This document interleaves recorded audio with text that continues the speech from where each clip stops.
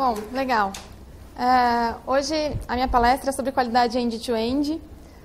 Não deixe para amanhã, que já era para ter começado faz tempo, porque geralmente quando a gente fala de qualidade, a primeira coisa que vem na cabeça são testes, né? E geralmente os testes eles sempre ficam para o final. Aí quero mostrar um pouquinho para vocês sobre a minha experiência de carreira, de que qualidade, na verdade, ela começa muito antes. Bom? Então, me apresentando, quem sou eu? Meu nome é Camila. Atualmente eu sou Agile Coach numa squad mobile lá dentro do Magazine Luiza, trabalho no Luiza Labs. Eu sou formada em gestão de pessoas, essa foi minha primeira formação. Minha segunda formação foi análise e desenvolvimento de sistemas. Tenho uma certificação de Scrum Master Professional. Depois eu estudei SAFe, também tirei a certificação de SAFe, que é ágil escalado. E recentemente eu tirei uma certificação de PNL Practitioner, que tem me ajudado bastante aí nessa carreira aí de coach. Tenho mais de 10 anos de experiência em qualidade de software. E aí eu estou falando especificamente de teste mesmo. Sou apaixonada por cerveja IPA, não sei quem compartilha aí comigo, mas quem nunca tomou, experimenta porque é muito bom. Tá. Como vocês podem ver, e eu já falei para vocês, eu vim de RH, eu vim de gestão de pessoas. E esse foi o maior desafio da minha carreira, mudar de humanas para exatas. Quando eu estava trabalhando numa empresa de TI, faltava 6 meses para eu me formar em gestão de pessoas, eu quis entrar para a linha, atuar diretamente com os devs. E aí eu tive essa oportunidade, meu gestor, a primeira pergunta que ele fez para mim, para eu poder fazer a virada de chave, foi: você quer realmente ir para a área de qualidade? Eu disse que sim. E aí ele falou para mim: mas você sabia que a qualidade é subjetiva, né? Aí eu falei: oi? Como assim? Porque para mim qualidade era muito claro, era binário. Era alguma coisa que você tinha que entregar funcionando e superar todas as expectativas, e para mim tinha que estar 100% perfeito, sem nenhum bug. Quando na verdade não é nada disso. Porque quando a gente fala de qualidade, ela é muito particular. Cada um tem uma visão sobre o que é qualidade. Então, supondo que o cliente peça para você desenvolver ou para você costurar uma camisa para ele, branca com 3 botões. E conforme você vai fazendo essa camisa, você fala: mas não faz sentido ter uma camisa com apenas 3 botões. Então, você coloca mais botões nessa camisa. E aí você percebe que a camisa está branca, ela está sem graça. Então, você decide colocar uma cor nessa camisa. E quando isso acontece e o produto fica pronto e você entrega para o seu cliente, na verdade não era nada daquilo que ele queria, porque o sonho dele era ter a camisa com 3 botões. Então, é por isso que a justificativa de que a qualidade é subjetiva. A gente precisa se conversar cada vez mais para entender realmente o que é qualidade para o nosso cliente, para os nossos usuários, e o que é qualidade dentro da nossa percepção. Não dependa de inspeções para garantir a qualidade. Por que isso? Em algumas empresas, não são todas, mas eu já passei por algumas que eles deixavam só para pensar em qualidade lá no final do fluxo do processo, do desenvolvimento. O que acabava acontecendo era isso aí que está no GIF. Todo mundo teve um puto esforço para poder entregar alguma coisa em produção, vinha o coitado do QA e pá, não vai subir porque não tá QA no OK. Valorize a prevenção e não a detecção. Nesse caso aqui, a gente tinha até os testes unitários, então a portinha estava funcionando bem, mas não tinha nada de teste de integração. E aí, quando a gente foi integrar, a gente viu que não adiantou, porque não funcionou, né? Então, valorize a prevenção e não a detecção. A gente tem que começar a pensar em qualidade no fluxo como um todo. E é sobre isso que a gente vai falar hoje. Não confie nas especificações como forma de garantir a satisfação dos usuários. Bem, então, o nosso stakeholder aqui, ele falou muito bem o que ele queria uma torneira aí de água quente, água fria, super moderna e que tivesse um dispenser automático de papel. Na prática, é lindo, né? Na hora que ele escreveu o projeto, todo mundo ficou super empolgado. Ah, legal, vai funcionar super. Vamos lá. Só que na hora que a gente foi entregar para o nosso usuário final, não era nada funcional. E isso estava gerando desperdício.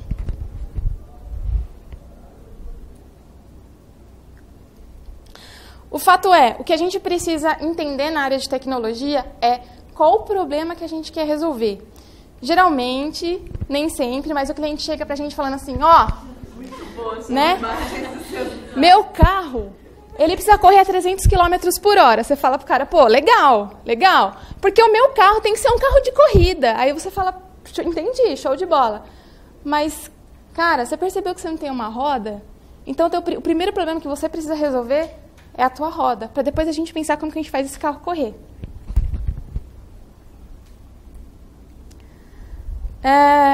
empresas de nome, né, empresas famosas, também não escaparam desses problemas. O Spotify foi um caso clássico, né, que aconteceu vários desalinhamentos quando eles estão na concepção de produtos. Então, nessa imagem, o que estava acontecendo no Spotify? Eles tinham um problema para resolver, né, só que isso não era muito bem aliado entre eles mesmos. Então, enquanto algumas equipes estavam construindo uma ponte para chegar do outro lado, outras equipes estavam construindo um túnel. Isso também gera desperdício. Bom, eles identificaram que eles tinham um problema, então eles traçaram 3 objetivos para começar a resolver problemas. O primeiro objetivo era ter prioridades claras para todos. O segundo era tomar decisões com bases em dados. E o terceiro objetivo era desenvolver looping de aprendizado. Com isso, eles construíram esse framework. Alguém já ouviu falar? De DIB? Esse framework é bem bacana, a gente também está usando lá no Luiza Labs, lá no Magazine Luiza. Tem dado resultado, ele é simples e eu vou explicar para vocês um pouquinho de como que ele funciona. E vai começar a fazer sentido para vocês também. Espero que vocês possam usar na empresa de vocês. Bom, então o primeiro point aqui do framework deles é data. Ou seja, eles precisam sempre estar baseados com dados para poder decidir como que eles vão prosseguir. Então, aqui no caso, eles começaram a perceber, foram analisar os dados e perceberam que o mobile estava numa crescente e os usuários de desktop estavam numa decrescente. Isso foi a primeira informação que eles conseguiram olhando os dados. Bom, com isso eles tiveram alguns insights. O primeiro insight que eles teve, se mobile está subindo e o desk está crescendo, então quer dizer que a gente talvez precise começar a olhar mais para mobile. Enfim, aí eles tinham os beliefs, que são as apostas, são as crenças que eles tinham. O que eles acreditavam e que eles tinham como crença se mobile está subindo, desktop está crescendo, a gente precisa começar a pensar mobile first, que fazia muito mais sentido para eles, dado as informações que eles já tinham. Bom, e os bets? Os bets aí sim são as apostas. Então, o que eles fizeram? Bom, vamos apostar primeiro que a gente precisa aumentar o nosso time de devs mobile. A gente também pode treinar os nossos devs desktop para começar a atender mobile. E o terceiro era começar a pensar numa infraestrutura mais parruda para mobile, para conseguir atender o público que estava chegando. E fazer disso um feedback loop.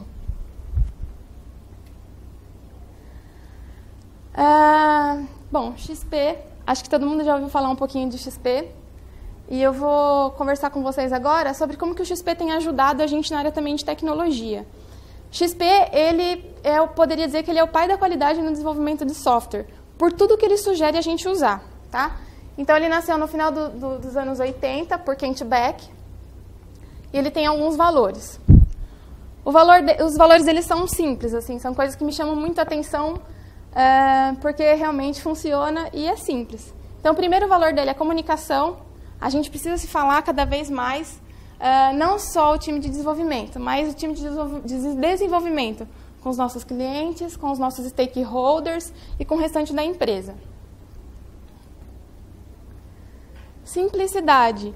Seja simples, pense pequeno e depois você expande a sua ideia. Quando a gente é simples, a gente consegue ser mais ágil, porque a gente consegue também mudar de direção mais fácil se a gente perceber que algo não está funcionando. Feedback. Esteja aberto para ouvir feedback do teu cliente, feedback daquilo que você está fazendo, do teu par, do teu gestor. Quando a gente está aberto ao feedback, a gente começa a enxergar coisas que antes a gente não enxergava. Coragem. Coragem é bem interessante, né? Porque, o que coragem tem a ver aqui com esse framework? Coragem para a gente mudar aquilo que não está funcionando. Se a gente continuar fazendo a mesma coisa do mesmo jeito, a gente vai continuar tendo o mesmo resultado. E para mudar, precisa ter coragem. Porque a gente fala, eu não vou mudar um negócio, vai que dá ruim, aí vai que não funciona. Essa questão de coragem é uma coisa que está diretamente ligada ao medo de falhar. E todo mundo acha que tem medo de falhar, né? Respeito é muito interessante também, porque é um valor simples e que deveria ser universal para tudo e para todos, mas também dentro da qualidade de software tem todo sentido. Bom, o XP ele sugere algumas práticas. Assim como o Scrum, assim como o Kanban, ele sugere jogos de planejamento. No Kanban é replenishing, no Scrum é planning e no XP jogos de planejamento. Vocês sabem? Estão familiarizados com planning? Pouco. Tá, pouco. Tá. O que acontece nos jogos de planejamento? Em resumo, é uma reunião, pode ser semanal, pode ser quinzenal, pode ser mensal, dependendo do que fizer sentido para o seu produto. É um momento onde todo mundo para discutir quais são as próximas tarefas ou o que precisa ser feito. Ele sugere uma outra prática também, entregas curtas. Não espere gerar um pacote gigante para subir para a produção. Ou para fazer o merge, para não dar muito conflito. Basicamente é isso. Teste unitário e negociável, né? A gente nem precisa entrar muito nesse detalhe, porque já deveria ser a primeira coisa que a gente faz depois de codificar. Equipe inteira. E equipe inteira não é só a equipe de dev. Também a gente pode incluir nossos stakeholders e os nossos clientes também, por que não? Continuous integration, para a gente não parar, não ficar esperando muito tempo para fazer a integração daquilo que a gente está desenvolvendo. Programação em par, 2 pessoas programando em um computador. E depois a gente vai entrar mais no detalhe de cada um, tá? Propriedade coletiva, ou seja, o código não é só seu. Não fica pensando que o código é teu filho, não é. Você pode sim abrir também por requests em projetos alheios, ou deveria, pelo menos é o que ele sugere. Padronização de código, também é importante para que outras pessoas, quando chegarem, olhar o teu projeto, saibam o que está acontecendo e consigam ajudá-los. Trabalhe num ritmo sustentável, isso foi bem interessante porque eu não tinha me ligado nisso de XP. E também, nossa, que louco que eles pensaram nisso. Eles sugerem 40 horas semanais de trabalho e exceções podem acontecer, mas isso não pode ser uma recorrência. Achei interessante isso. Metáfora, a maneira que a gente escreve as nossas user stories, contando metáforas para que todos consigam entender aquilo que precisa ser desenvolvido. Tenha um design simples, porque menos é mais. Desenvolvimento orientado a teste. E refactory, faça refactories. Bom, entrando aqui um pouquinho sobre a parte de metáfora que eu falei um pouquinho, está bastante ligada a questões de histórias de usuários. Atualmente a gente usa o Trello lá no Magazine Luiza e eu trouxe um exemplo aqui só para a gente discutir para poder exemplificar melhor. Bom, então aqui no caso a gente usa uma prática simples de o que, por que e como, sempre. O que basicamente é o que a gente precisa resolver. Qual que é o problema que a gente quer resolver? Aqui no caso era criar uma versão AMP das páginas de subcategoria, pode ser resumido desde que o time esteja familiarizado com o que precisa ser feito. A gente já estava vivendo num contexto de AMP, que é Accelerated Mobile Pages, para site responsivo mobile. E o porquê que a gente precisa fazer isso? Todo mundo tem que ter um porquê na vida. Se você não tiver um porquê na vida, você não sabe por que você existe. E no trabalho, no dia a dia, também não é diferente. Os devs precisam ter um motivo que fazem eles seguirem, andar em frente, né? Precisa ter um porquê. Enfim, para os usuários que entrarem no site mobile através do mecanismo de busca, tenha uma experiência melhor e mais rápida, reduzindo a taxa de abandono do site. Como? Aqui no como, geralmente quem ajuda a preencher as user stories são os próprios devs, porque se eles já souberem da solução técnica que eles vão usar, eles podem colocar aqui. Aqui no caso a gente tinha também imagens, então a gente já colocou aqui toda a parte de UX, para que os meninos soubessem o que era para ser feito, e as meninas também. E o mais interessante aqui, métricas de sucesso. Como que a gente vai saber que aquilo que a gente fez está dando o resultado que a gente esperava? Então, aqui o Pio também ajudou a gente já colocando qual que é a métrica de sucesso. Esse é o Trello. É que eu só fui recortando algumas partezinhas dele. Critérios de aceite. Bom, não podia causar estranheza ao usuário, teria que navegar pela página de categoria até chegar à subcategoria. Os deep links devem funcionar diretamente para a subcategoria. São critérios simples, mas que a gente depois poderia dizer que se a gente tivesse passado 100% por esses casos, que a feature estaria completa. TDD. Quem já ouviu falar de TDD? Legal, que bom. Eu vou explicar assim, bem por cima como que funciona, tá bom? Tem bastante gente que manja de TDD aqui, pode me ajudar também, qualquer coisa. Mas basicamente como que ele funciona na prática? Bom, tem alguma coisa que está quebrando lá, tem algum bug, alguma coisa que não funciona e a gente precisa começar a fazer aquilo funcionar. Então, a primeira coisa que o dev faz é começar a escrever um teste que vai fazer com que aquele cenário falhe, para provar que aquele cara não está funcionando. Então, escreveu lá o teste, tá, passou o teste, falhou, legal. Aí sim a gente começa a parte de codificação para corrigir o problema ou para construir a feature, pode ser também. Depois que construiu a feature, aí roda de novo o teste. Passou o teste, legal. Muita gente para aí. Mas acontece que também tem a parte do refactor. A gente precisa ver se realmente está um código sustentável, está um código limpo, um código que vai se manter. Enfim, essa é a parte do TDD. BDD. Quem já ouviu falar de BDD? Legal. BDD, ele não nasceu do XP. O BDD ele é relativamente novo. Ele nasceu em 2013 aí pelo Dan. Como que funciona na prática? Então, a gente tem uma funcionalidade, ela pode ser escrita em português mesmo, pelo nosso stakeholder, inclusive. E aí ele vai dizer o que ele precisa da funcionalidade. Aliás, tem uma funcionalidade aqui que é vender doces. E aí ele fala o que ele quer. Para quando um doce for vendido, eu, como vendedor, desejo decrementar um item no estoque. Qualquer pessoa consegue escrever isso, né? Seja dev, seja QA, seja PO, stakeholder.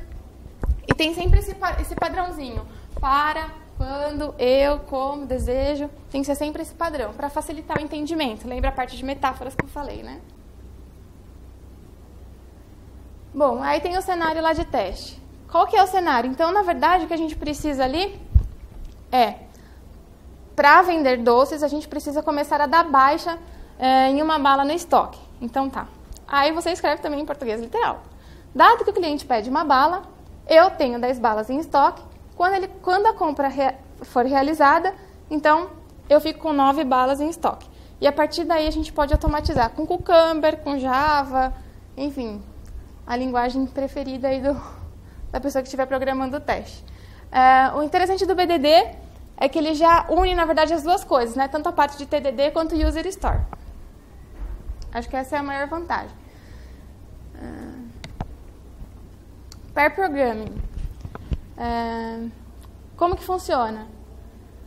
Basicamente, no Pair Programming, eu tenho 2 papéis, sendo que um é o controlador e o outro é o observador.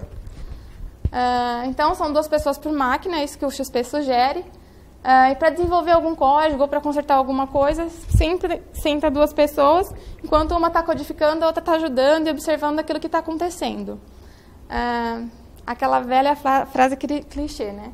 2 cabeças pensam melhor que umas. Então, é isso que acaba acontecendo nessa questão de pair programming.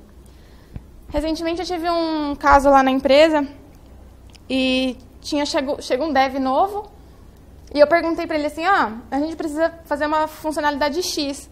Quanto tempo que você acha mais ou menos que vai levar para a gente colocar o selo nas imagens? Era relativamente simples. E aí ele falou assim, eu acho que eu faço isso em 1 semana, porque ele era novo, ele ainda não conhece muita coisa, né? E aí eu falei, poxa, mas em 1 semana a gente não vai conseguir atender o prazo que a gente precisa. E se a gente fizer um pair programming? Aí eu chamei a outra dev, que já tem mais experiência lá, eu falei, Gabi, ajuda o Anderson com o pair programming, vê se a gente consegue reduzir um pouco esse tempo, porque assim você já vai mostrando para ele as dependências, como que é o nosso código e o que precisa ser alterado. Em 2 dias eles conseguiram matar a feature. Então, esses são os benefícios do pair programming. Além de ter também a comunicação entre os 2, de compartilhar conhecimento. Falando um pouquinho de code review. Como que funciona o code review na prática? O GIF ele é um pouco autoexplicativo. Então, basicamente, o dev está lá, ele codou, vai submeter o código dele. No code review, na prática, ele precisa dizer o que ele fez, tanto na parte técnica quanto na parte de negócios. Ele precisa saber o que ele está fazendo. Então, é obrigatório que ele escreva o que ele está fazendo. Porque quando outra pessoa for pegar o código para fazer a revisão, ela também precisa ter um entendimento claro. Aí, na prática, é mais ou menos isso aí. Tá.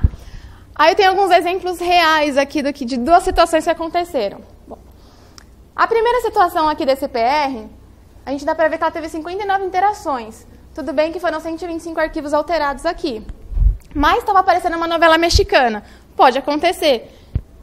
Aquele valor do XP, feedback, esteja aberto para saber ouvir e entender o que o outro quer te falar.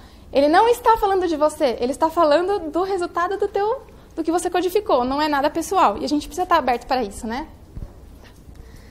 Aí tem esse outro caso aqui. Lembra aquela parte do respeito? Aqui acabou o respeito.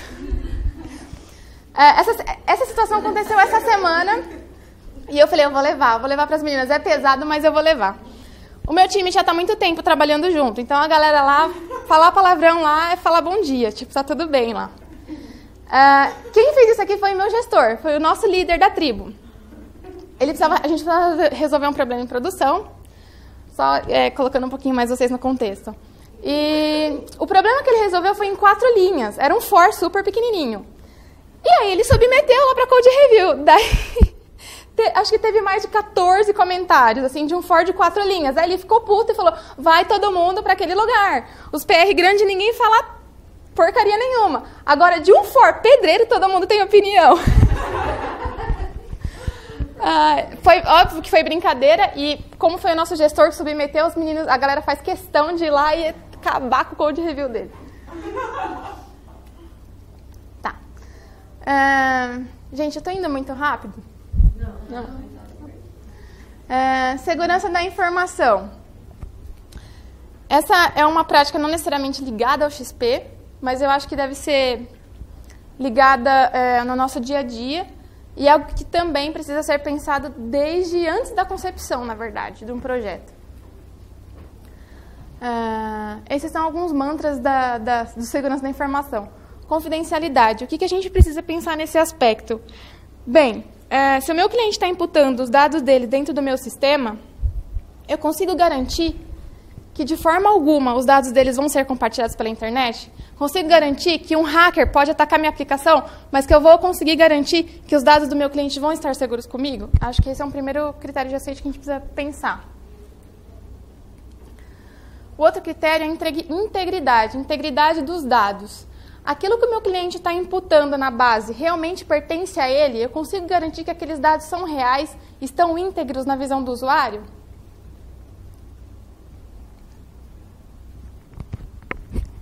Disponibilidade. Eu preciso pensar que quando eu tiver um evento ou quando acontecer uma promoção muito boa, no caso do e-commerce, que quando eu precisar pegar os dados do meu cliente, eles vão estar disponíveis para eu poder usar. Imagine que eu estou tentando fazer uma compra, quero pegar o cartão salvo do cliente, o cartão não retorna do banco. E aí, como é que faz, né? Então, é disponibilidade nesse sentido. Ou quando o meu cliente quiser acessar o sistema, será que eu estou pensando de uma maneira sustentável que ele vai ficar de pé para o cliente poder fazer a compra que ele quer? Autenticidade. A gente precisa pensar em maneiras de garantir que a pessoa que está logada, realmente ela está conseguindo ver os dados dela e realmente o produto vai chegar na casa dela. Isso tudo a gente precisa começar a pensar em cadeia.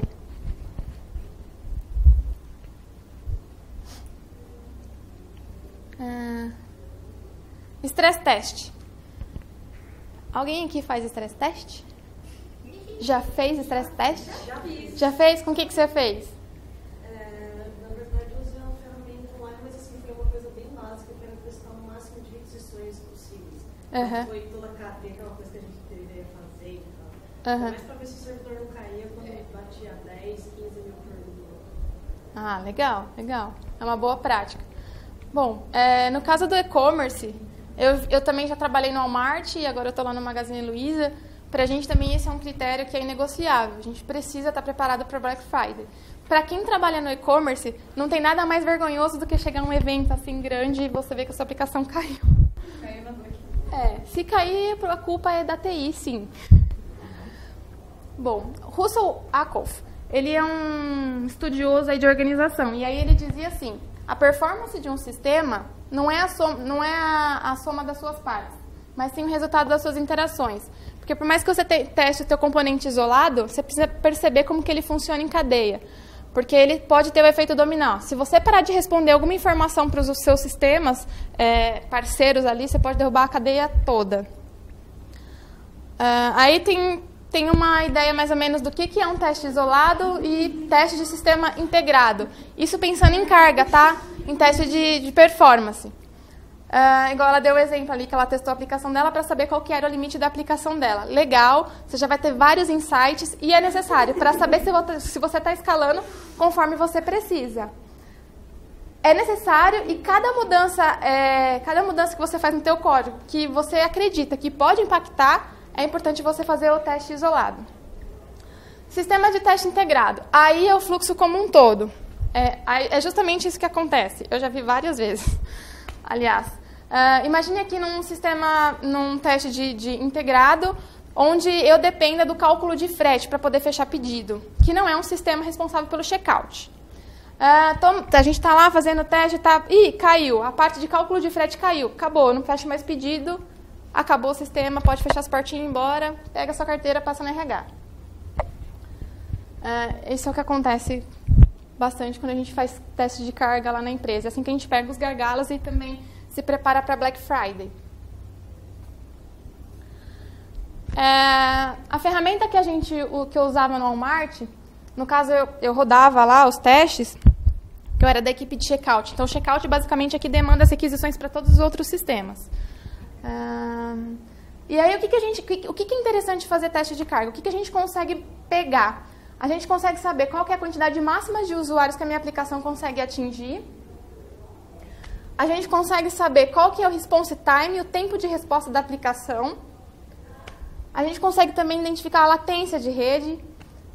E aí, com isso, você consegue saber, quando o meu teste chegou aqui em 1.200 usuários, mais ou menos, minha aplicação caiu. Então, a gente precisa se preparar de forma que a aplicação fique resiliente para aguentar uma quantidade maior de usuários no sistema como um todo, né? É importante você documentar os testes de carga também. Aqui, no caso, a gente teve 3 baterias. Geralmente, a gente faz de madrugada para não impactar o cliente, né, na vida real. Todos os sistemas vão colocando aqui número de instâncias na AWS, pico de requisições que a gente conseguiu atingir, pico de pedidos por minuto que a gente conseguiu atingir, tempo de resposta. Bom, enfim, tem várias métricas que a gente consegue capturar fazendo esses testes de performance. E com isso a gente sabe se a gente precisa traçar algum plano de ação até o próximo teste. Program Board. O Program Board eu quis trazer para vocês aqui. Ele não é do XP, não é sugerido do XP. Na verdade, ele é derivado do Safe 4.0 e tem funcionado lá no Magazine Luiza. Essa aqui é a Lu, nossa assistente virtual, para quem não conhece. Bem, o Program Board ele tem a essência do Kanban, só que a nível de tribo. Na tribo atual, a gente tem mais ou menos quase 100 pessoas, na tribo de plataforma digital. A ATI como um todo do Maga, nós somos mais ou menos em 500, e até o ano que vem a gente está pretendendo expandir para 800 pessoas. E aí o maior desafio que a gente tinha porque no começo do ano nós éramos em 50, e isso está crescendo, e a gente está ganhando cada vez mais pessoas e mais responsabilidades, e a gente tinha dificuldade de fazer todo mundo ficar alinhado e saber o que estava acontecendo na empresa. Então, como Agile Coach, como agente de transformação, né, agente de mudança, sugeri que a gente fizesse esse Kanban Board, esse Program Board. Basicamente, aqui nós temos 7 squads dentro da nossa tribo, com 32 metas. E aqui a gente tem o To-Do, o Doing e o Done, e toda semana, ou o PO ou o Tech Lead vai falar o que eles estão fazendo, o que eles já entregaram, e se eles estão trabalhando em alguma coisa que não deveria, que são esses cards de outra cor. O Fatal é o nosso diretor de tecnologia. Ele também vai para essa reunião junto com os nossos stakeholders, porque é importante todo mundo saber o que está rolando.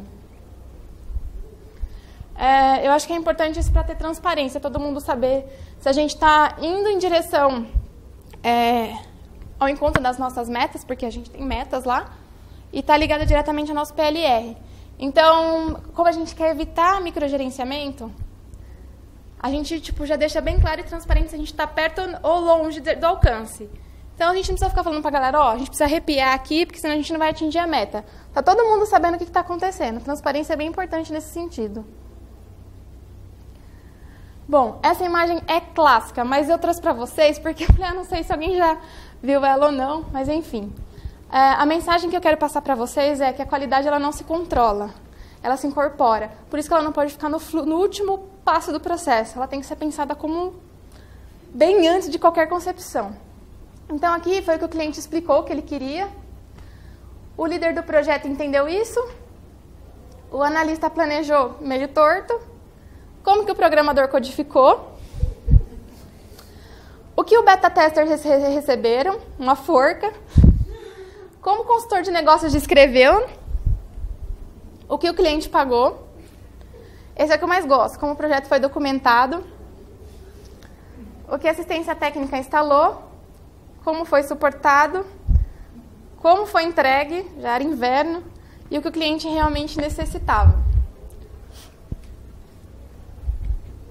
Tá. Agora vocês devem estar se perguntando, pô, legal, eu vi que tem bastante coisa diferente, eu não sei como que é na empresa de vocês, e como que a gente cria coragem para poder implementar essas técnicas dentro da nossa empresa. A minha sugestão é, comece simples, comece pequeno, colha resultados e aos pouquinhos vocês vão contagiando outras pessoas. E aí eu tenho um videozinho aqui que eu queria passar para vocês, é super curtinho, que ele fala justamente como iniciar um movimento. News. So a movement must be public. It's important to show not just the leader, but the followers, because you find that new followers emulate the followers, not the leader. Now here come 2 more people, and immediately after, 3 more people. Now we've got momentum. This is the tipping point. Now we've got a movement. So, notice that as more people join in, it's less risky. So those that were sitting on the fence before now have no reason not to. They won't stand out. They won't be ridiculed, but they will be part of the in crowd if they hurry. So,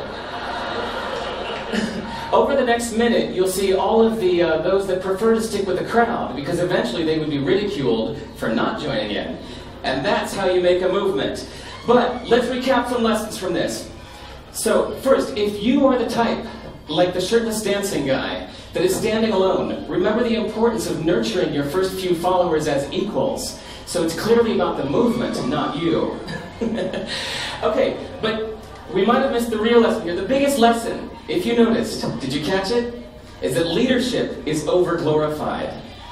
That yes, it was the shirtless guy who was first, and he'll get all the credit, but it was really the first follower that transformed the lone nut into a leader. So as we're told that we should all be leaders, that would be really ineffective. If you really care about starting a movement, have the courage to follow and show others how to follow. And when you find a lone nut doing something great, have the guts to be the first one to stand up and join in. And what a perfect place to do that, TED. Thanks.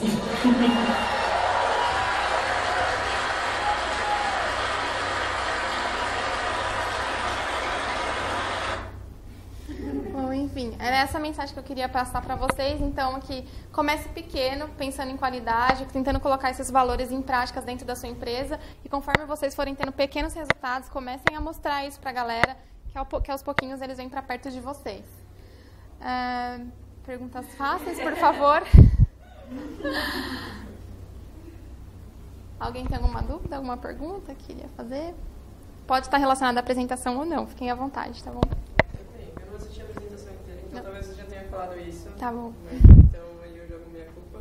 Queria saber, na real, como vocês implementaram esses processos de qualidade o tempo todo do processo no Luiza Labs e se a aderência foi fácil, tanto pelos devs quanto pela galera mais alta, no nível mais alto, tipo gerente, as coisas assim. Mais ou menos assim. O Labs, ele nasceu basicamente com 2 pessoas, que é o Jesus e o Fatala. O Fatala hoje é nosso diretor de tecnologia e o Jesus é nosso líder de tribo.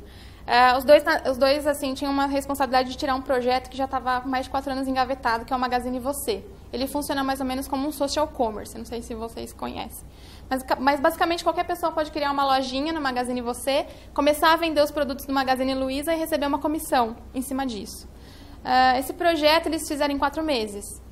E basicamente tudo que eles fizeram foi tirar toda a burocracia da frente e tocar o projeto de ponta a ponta.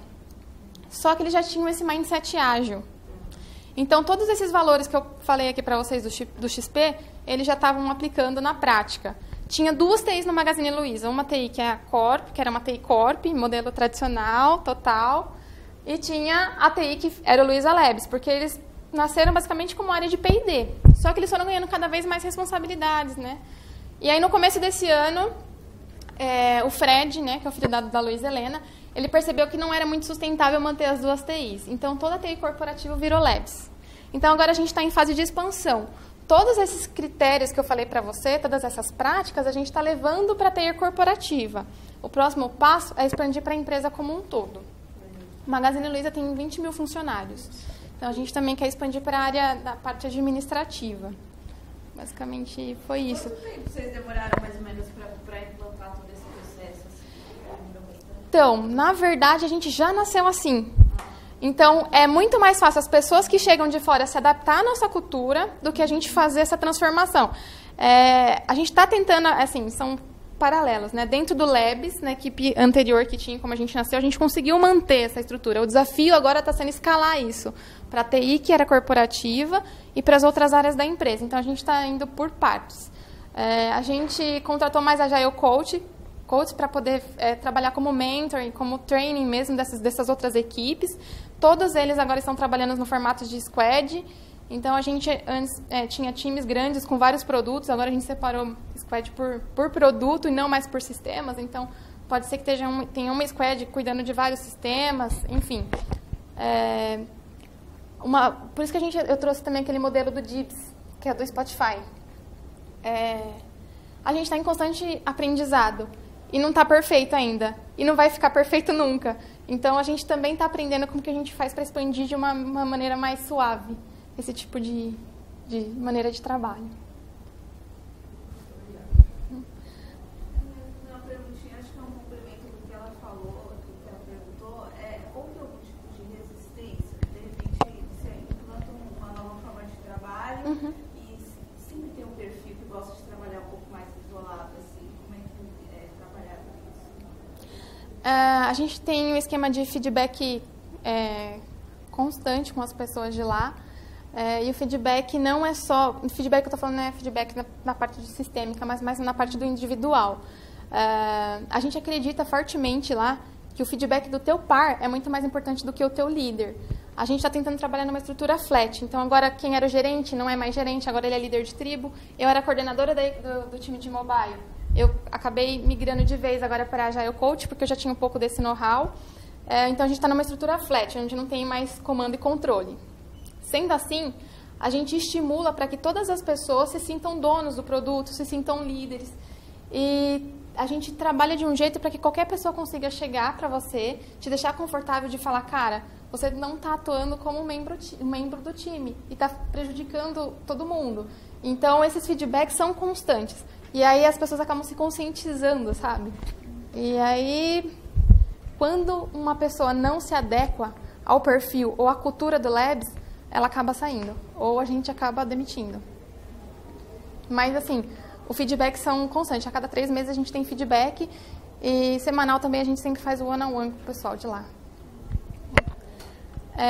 Tá acabando? Ou já acabou? Eu só queria falar... Tem uns minutinhos? Tá. Foi bem rápido? É que eu tava nervosa. Não, assim, comparado com os outros. Tá. Bom... Assim como as outras empresas também, temos vagas. O Magazine Luiza é uma empresa que trabalha fortemente essa questão de diversidade. Vocês podem ver a própria Luiza Helena, né? Ela tem um grupo de mulheres, que é Mulheres do Brasil. São basicamente um grupo de mulheres influentes, empoderadas, que conseguem mudar e transformar a sociedade.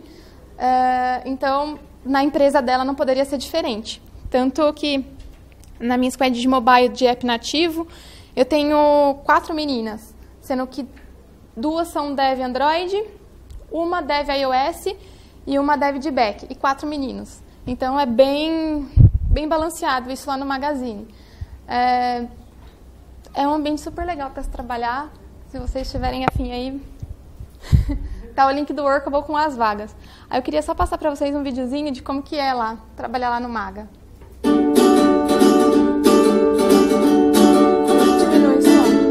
Luiza Labs nasceu 2 anos atrás, numa sala de massagem dentro do Magazine Luiza, onde a gente resolveu que a gente ia transformar a parte de e-commerce do Magazine a partir de projetos inovadores. Então, de lá para cá, a gente entregou vários projetos bem legais E a partir de meados de 2014 a gente assumiu toda a parte de desenvolvimento dos canais digitais. Pensei que tinha algum outro lugar. Hoje nós somos um time bem grande, mais de 70 pessoas, só que a gente trabalha sempre quebrado em pequenas equipes, de 2 a 5 pessoas no máximo.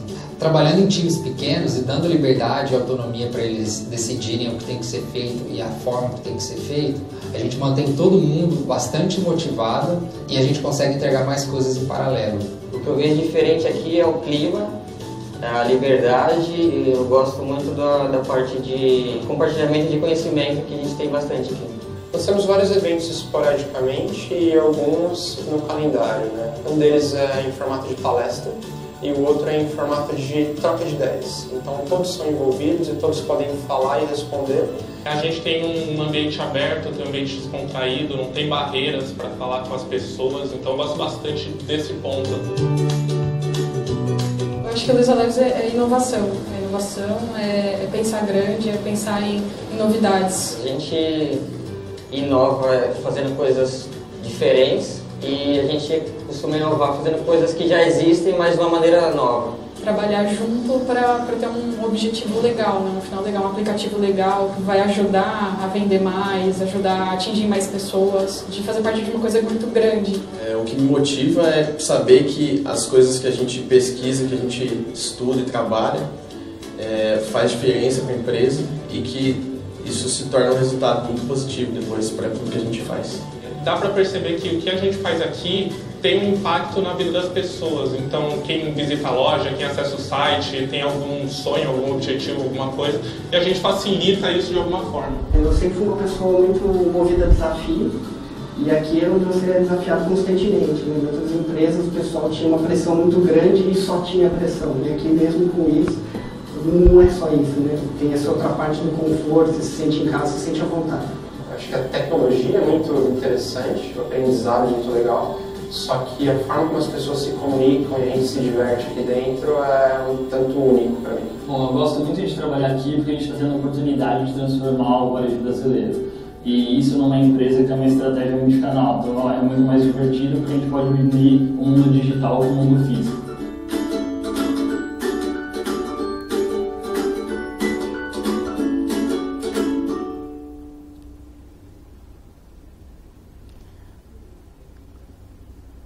Bom, galerinha, é isso.